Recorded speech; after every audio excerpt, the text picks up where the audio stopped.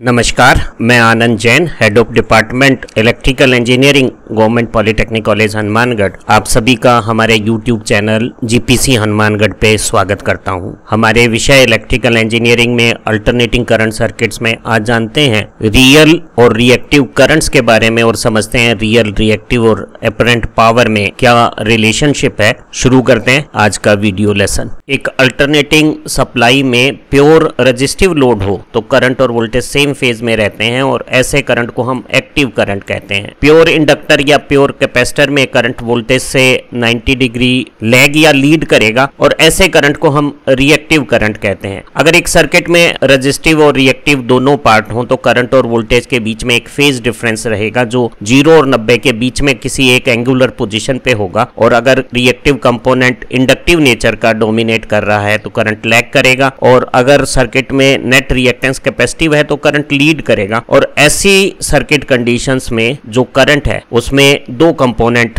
हम बना सकते हैं, एक वोल्टेज के इन फेज में जैसे हम एक्टिव कंपोनेंट ऑफ करंट कहेंगे, और एक वोल्टेज से क्वाड्रेचर 90 डिग्री फेज डिफरेंस का करंट जिसे हम रिएक्टिव करंट कहेंगे। किसी आरएल लोड में वोल्टेज फेजर से करंट फेजर लैग करता हुआ क्लॉकवाइज फाई एंगल के फेज डिफरेंस के साथ हो सकता है। तो ऐसे करंट के हम दो कंपोनेंट बना सकते हैं, एक करंट जो वोल्टेज के सेम फेज में है उस इन फेज कंपोनेंट को हम वॉटफुल या एक्टिव कंपोनेंट कहते हैं। ये सर्किट में यूजफुल वर्क परफॉर्म करेगा। वहीं एक दूसरा करंट हो सकता है जो वोल्टेज से क्वाड्रेचर 90 डिग्री फेज पोजीशंस पर है और इस क्वाड्रेचर करंट को हम वॉटलेस या रिएक्टिव कंपोनेंट ऑफ करंट कहेंगे, आई साइन फाई। और ये करंट रिस्पॉन्सिबल होगा सर्किट में उस तरह के एनर्जी ट्रांसफर्स का जो स्टोर और रिलीज की एक्टिविटीज कर रहे हैं। एक वेव डायग्राम से इस सारी घटना को समझने की कोशिश करते हैं। एक आरएल सर्किट के लिए sinusoidal current Im sin omega T यहाँ ऑरेंज वेव शेप में दिखाया गया है, और जो कोरस्पॉन्डिंग वोल्टेज है करंट से फाई फेज एंगल के साथ लीड करती हुई वो यहाँ काली वेव में दिखाया हुआ है। हम इस ऑरेंज करंट के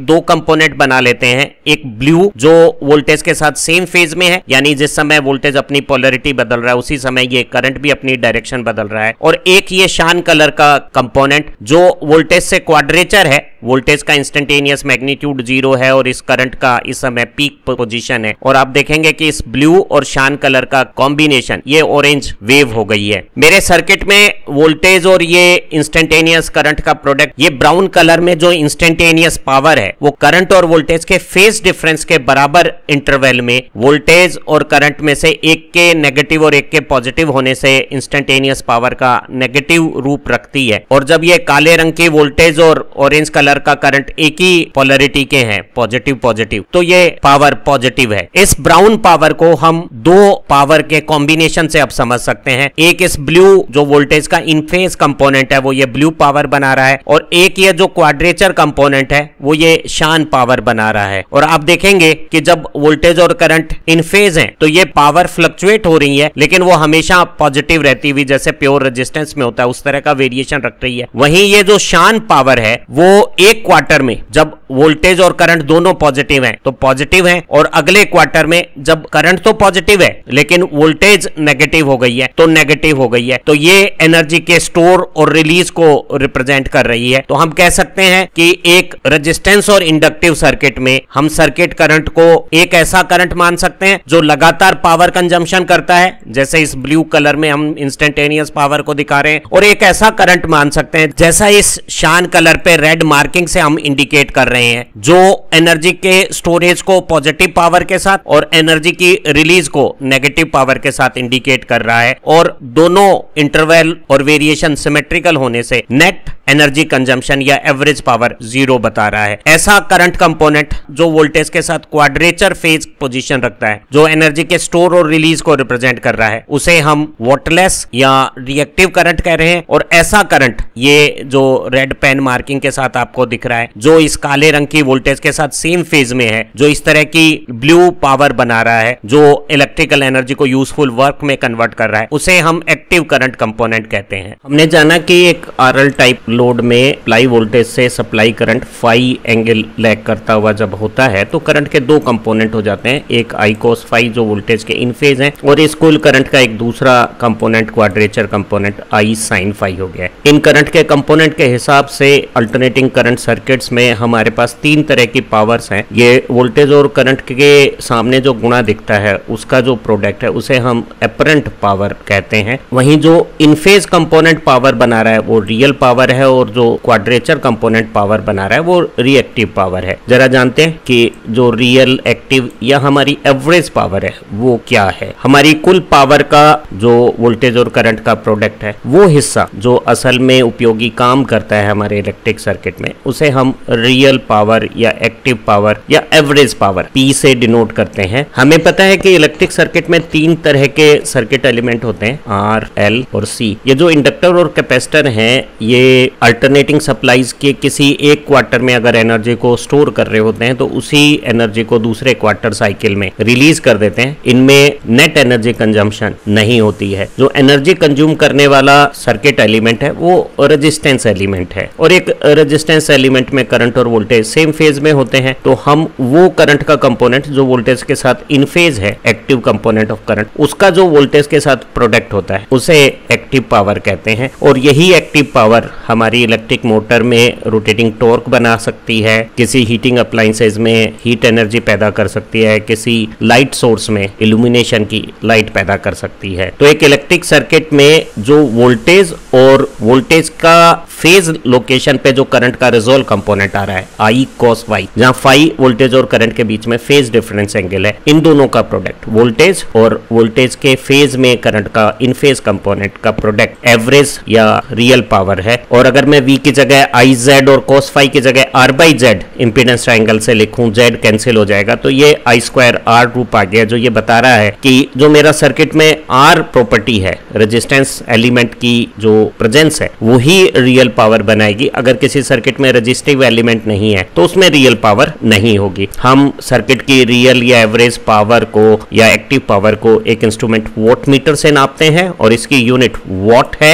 और अगर बड़ी अमाउंट में पावर हो तो उसे हम किलोवाट में मेजर कर सकते हैं। जो वोल्टेज और करंट के प्रोडक्ट से बनी हुई अपरेंट पावर S है उसका एक कंपोनेंट रियल या एवरेज पावर था, वहीं ये जो दूसरा Q कंपोनेंट है उसे हम रिएक्टिव पावर कहते हैं। ये रिएक्टिव पावर जो सर्किट में एनर्जी ट्रांसफर की एक्टिविटी करती है उसमें कोई एनर्जी कंजम्पशन नहीं होती और किसी भी प्रकार का कोई यूजफुल वर्क भी सर्किट में नहीं होता है। ये इंडक्टर में किसी एक क्वार्टर साइकिल में बढ़ते करंट के समय स्टोर हो रही है तो दूसरी क्वार्टर साइकिल में जो नेक्स्ट साइकिल है करंट के घटते समय रिलीज हो रही है। उसी तरह से एक कैपेसिटर में बढ़ती वोल्टेज के समय स्टोर होगी एक क्वार्टर साइकिल में और अगली क्वार्टर साइकिल में घटती वोल्टेज के साथ रिलीज हो जाएगी। तो जो मेरे इस तरह के एनर्जी स्टोर रिलीज करने वाले रिएक्टिव एलिमेंट है L और C, उनमें जो एनर्जी सर्कुलेशन होता है टू एंड फ्रो सोर्स और एलिमेंट के बीच में, उस एनर्जी ट्रांसफर को रिप्रेजेंट करने वाली इस रिएक्टिव पावर को हम वोल्टेज के साथ जो करंट का क्वाड्रेचर कंपोनेंट है, करंट का वो कंपोनेंट जो वोल्टेज से 90 डिग्री फेज पोजीशंस पर आ रहा है I sin फाई, उस I sin phi component, quadrature current component और वोल्टेज के कंपोनेंट के मैग्नीट्यूड के आपसी मल्टीप्लीकेशन से हम रिएक्टिव पावर Q निकालते हैं। ये जो VI sin फाई जो मेरी रिएक्टिव पावर आई है, V की जगह अगर मैं IZ और sin फाई की जगह x/z रखूं और Z कैंसिल हो जाएगी तो ये I²X आ गई है। तो ध्यान रही है X नेट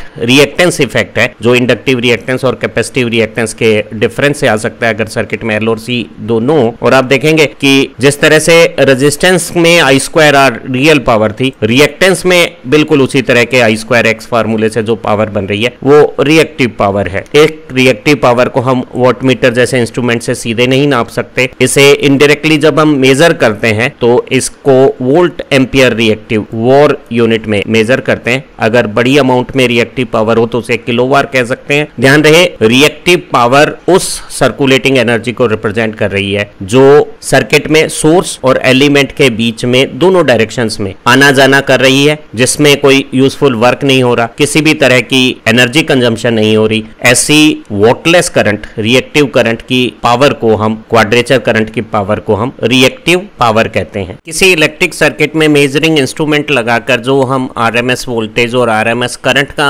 मेजरमेंट करते हैं, उनके मैग्नीट्यूड का प्रोडक्ट सर्किट की दिखने वाली अपरेंट पावर है। और इस अपरेंट पावर में, जिसे मैं यहाँ एस से रिप्रेजेंट कर रहा हूँ, दोनों एक्टिव रियल पावर कंपोनेंट और रिएक्टिव वोटलेस पावर कंपोनेंट दोनों है। इस रियल पावर P और रिएक्टिव पावर Q के वेक्टर समेशन से हम एक पावर ट्राइंगल बनाकर अपरेंट पावर को कैलकुलेट कर सकते हैं। इस राइट एंगल पावर ट्राइंगल में पाइथागोरस लगाएं तो अपरेंट पावर का स्क्वायर रियल पावर के स्क्वायर और रिएक्टिव पावर के स्क्वायर के सम के बराबर है। हम रिएक्टिव पावर को आई स्क्वायर एक्स, रियल पावर को आई स्क्वायर आर रिप्रेजेंट करें और इन दोनों का फेजर सम अगर अपरेंट पावर हो तो R plus j X Z है, तो हम अपरेंट पावर को आई स्क्वायर जेड के रूप में भी लिख सकते हैं। तो हम न्यूमेरिक कैलकुलेशन में P और Q के पाइथागोरस से अपरेंट पावर को कनेक्ट कर सकते हैं, और नहीं तो हम एक कॉम्प्लेक्स पावर रूप में कह सकते हैं कि अपरेंट पावर का रियल पार्ट P है और imaginary J component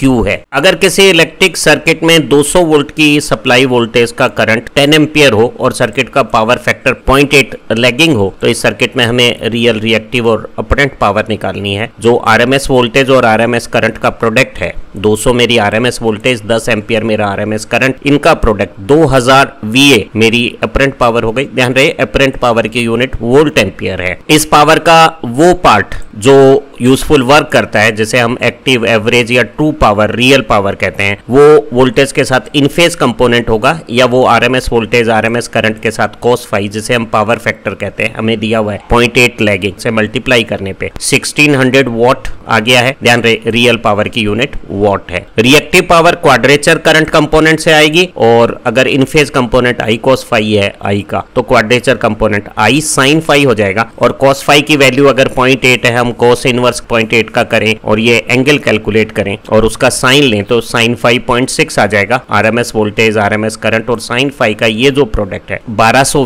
volt ampere reactive, वो मेरी रिएक्टिव पावर हो जाएगी। ध्यान रहे इस सर्किट में हम यूजफुल वर्क 600 वॉट का ही कर रहे हैं, लेकिन पावर फैक्टर यूनिटी की बजाय अगर कम वैल्यू रख रहा है तो हमें रिएक्टिव पावर सप्लाई करनी पड़ेगी। जितना पावर फैक्टर कम होगा sin फाई उतना ही ज्यादा होगा, और सर्किट में अगर रिएक्टिव पावर की डिमांड ज्यादा होगी तो हमें टोटल पावर, अपरेंट पावर या सर्किट का टोटल करंट ज्यादा रखना पड़ेगा। ध्यान रहे मेरा सर्किट का टोटल करंट तो 10 एम्पियर है, अपरेंटली मीटर में रीडिंग 10 एम्पियर आएगी, लेकिन उसका जो वर्किंग कंपोनेंट है वो सिर्फ 8 एम्पियर 10 cos फाई इन फेज कंपोनेंट है। तो जितना सर्किट का पावर फैक्टर पुअर होगा उसमें रिएक्टिव पावर का इन्वॉल्वमेंट ज्यादा होगा, अपरेंट पावर या सर्किट की करंट लोड बर्डन बढ़ जाएगी, तो हमारी इंस्टॉलेशन कॉस्ट भी इंक्रीज होगी, और लाइन में करंट फ्लो से जो सर्किट में इंटरनल रेजिस्टेंसेज हैं उनमें लॉसेज भी ज्यादा होंगे। तो हमारी एफिशिएंसी और परफॉर्मेंस को एडवर्सली इंपैक्ट करता है अगर सर्किट का पावर फैक्टर पुअर होता है या सर्किट में रिएक्टिव पावर का content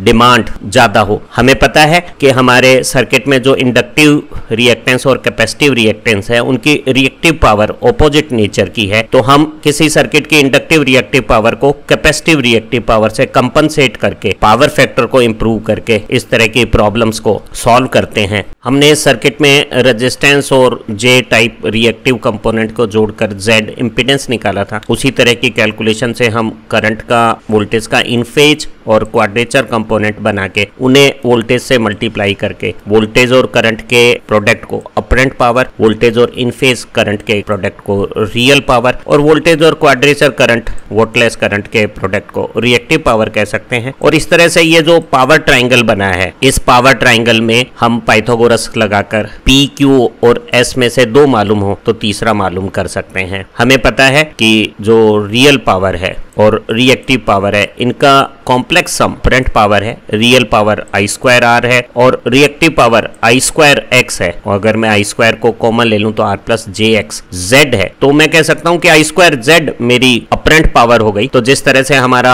are x Z triangle बना था, बिल्कुल उसी तरह का हमारा पावर ट्राइंगल बन गया है। आर के कोरस्पॉन्डिंग, आर के प्रोपोर्शनल रियल पावर हो गई है, एक्स के प्रोपोर्शनल, एक्स के कोरस्पॉन्डिंग पी से 90 डिग्री वेक्टर लोकेशन पे रिएक्टिव पावर हो गई है। और 2 क्वाड्रेचर वेक्टर का पाइथागोरस सम, ये डायगोनल जेड के अलोंग, जेड के प्रोपोर्शनल अपरेंट पावर हो गई है। हम इस राइट एंगल ट्राइंगल में पाइथागोरस के साथ साथ ट्रिग्नोमेट्री का इस्तेमाल कर सकते हैं। वोल्टेज और करंट के बीच का ये जो फेज डिफरेंस एंगल है या इंपीडेंस ट्राइंगल में इंपीडेंस एंगल है, उसका कोसाइन बेस अपॉन हाइपोटेनस, यहाँ पावर ट्राइंगल में बेस रियल पावर है और ये डायगोनल हाइपोटेनस अपरेंट पावर है। इसी तरह से sine phi perpendicular upon hypotenuse, Q Q/S हो जाएगा। और एक बहुत ही यूजफुल फार्मूला, अगर मुझे रियल पावर और रिएक्टिव पावर मालूम है तो tan phi perpendicular upon base Q/P हो गया है। तो अगर मैं वोल्टेज करंट का प्रोडक्ट S मालूम है तो VI cos phi S cos phi P हो गई, S sin phi Q हो गया है। और अगर Q और P मालूम है तो मैं tan phi निकाल के सर्किट का पावर फैक्टर एंगल या वोल्टेज फेजर और करंट फेजर के बीच में फेज डिफरेंस एंगल, इनकी कैलकुलेशन कर सकता हूं। जिस तरह से RXZ ट्रायंगल बना था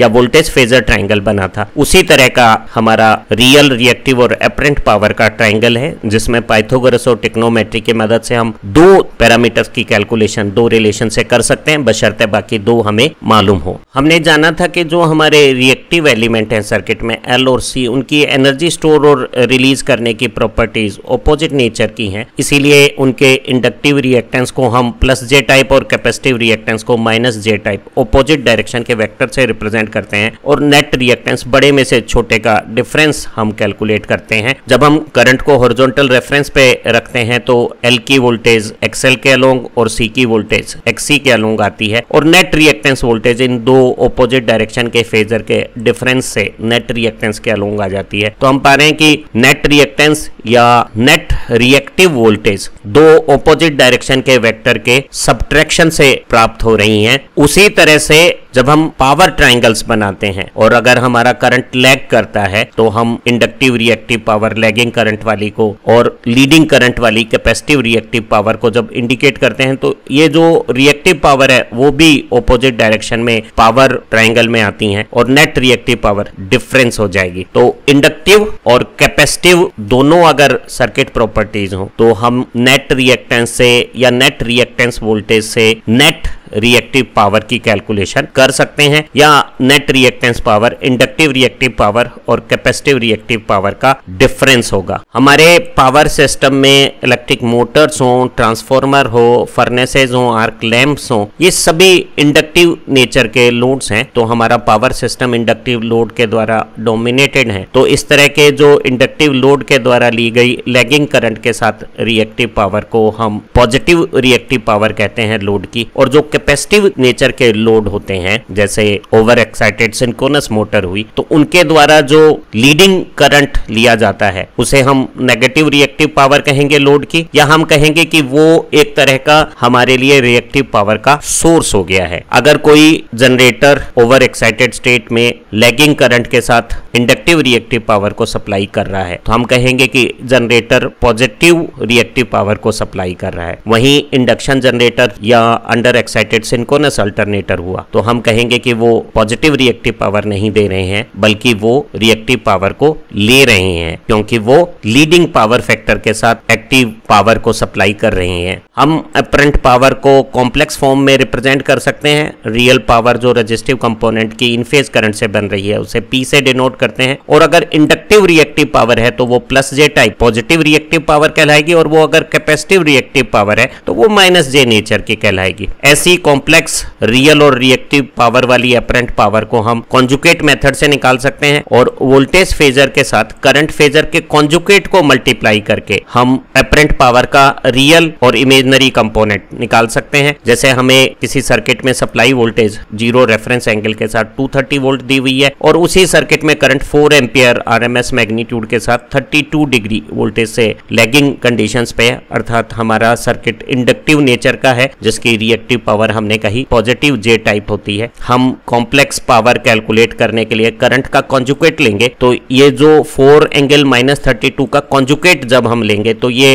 एंगल का मैग्नीट्यूड तो वही रहेगा, उसका कॉन्जुगेट के साथ साइन चेंज हो जाएगा। जब हम मल्टीप्लिकेशन करेंगे पोलर फॉर्म में तो मैग्नीट्यूड से मैग्नीट्यूड के मल्टीप्लिकेशन से 234 टाइम्स 920 हो गया है, और ये एंगल ऐड हो गए 32 हो गए हैं। ये e⁻j32 को रियल पार्ट cos 32 को मैं 920 से मल्टीप्लाई करूं तो मेरी रियल पावर आ गई है 780.2 वॉट, और e⁻j32 डिग्री का जो इमेजिनरी कंपोनेंट है sin 32 उसे मैं जब 920 से मल्टीप्लाई करता हूं तो 487.5 +J टाइप इंडक्टिव नेचर की मेरी रिएक्टिव पावर आ गई है 487.5 वॉट। तो इस सर्किट में अपरेंट पावर 920 VA है, रियल पावर 780.2 वॉट है, और रिएक्टिव पावर इंडक्टिव नेचर की है क्योंकि करंट लैग कर रहा है, पॉजिटिव रिएक्टिव पावर कहलाएगी 487.5 वॉट। एक और उदाहरण उदाहरण लेते हैं कॉम्प्लेक्स पावर की कैलकुलेशन का। हमें सर्किट की वोल्टेज रेक्टेंगल फॉर्म में रियल पार्ट 100 और इमेजिनरी पार्ट प्लस जे टाइप 40 वोल्ट दिया हुआ है। वहीं सर्किट का जो करंट है उसका रियल पार्ट 3 और इमेजिनरी पार्ट माइनस जे टाइप 4 है। और इस सर्किट में हमें वोल्टेज और करंट रेक्टेंगल फॉर्म में दी हुई है। कॉम्प्लेक्स पावर कैलकुलेट करनी है। हमें पता है वोल्टेज और करंट के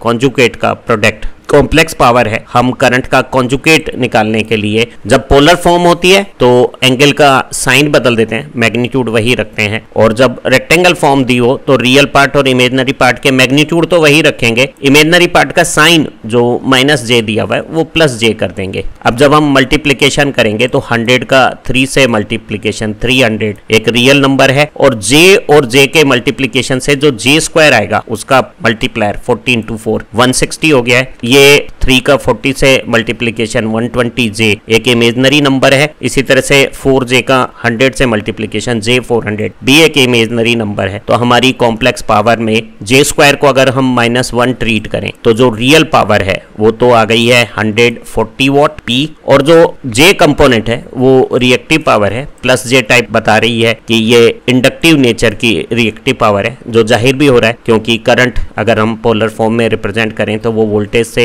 लैग करता हुआ है। तो जब लैगिंग करंट होता है, इंडक्टिव सर्किट होता है, तो उसकी रिएक्टिव पावर पॉजिटिव होती है। और ये 400 और 120 का सम रिएक्टिव पावर 520 वॉट हो गया है। एक ज्यादा बेहतर अप्रोच हो सकती थी कि हम रेक्टेंगल फॉर्म में जो वोल्टेज और करंट दिए हुए हैं उन्हें पोलर फॉर्म में कन्वर्ट कर लेते, पोलर में कॉन्जुगेट लेते, मैग्नीट्यूड से मैग्नीट्यूड और एंगल का एडिशन करके प्रोडक्ट कर लेते, और फिर दोबारा रेक्टेंगल फॉर्म में कन्वर्ट करके P और Q निकाल लेते। इंजीनियरिंग स्टडीज में इस तरह के कन्वेंशनल क्वेश्चंस परीक्षाओं में पूछे जाते हैं। हमें सप्लाई वोल्टेज दी हुई है 230 वोल्ट 50 हर्ट्ज, और सर्किट में सेल्फ इंडक्टेंस 0.06 हेनरी, रेजिस्टेंस 10 ओम और कैपेसिटेंस 68 माइक्रोफैरड आपस में सीरीज में कनेक्टेड है। हमें सर्किट का इंपीडेंस, करंट और वोल्टेज फेजर के बीच में phase difference angle, power factor, active reactive wattless current component, real reactive और अपरेंट पावर कैलकुलेशंस करनी है। तो जब हमें हेनरी में सेल्फ इंडक्टेंस दिया हो, सप्लाई फ्रीक्वेंसी हर्ट्ज में हो, तो 2πfL से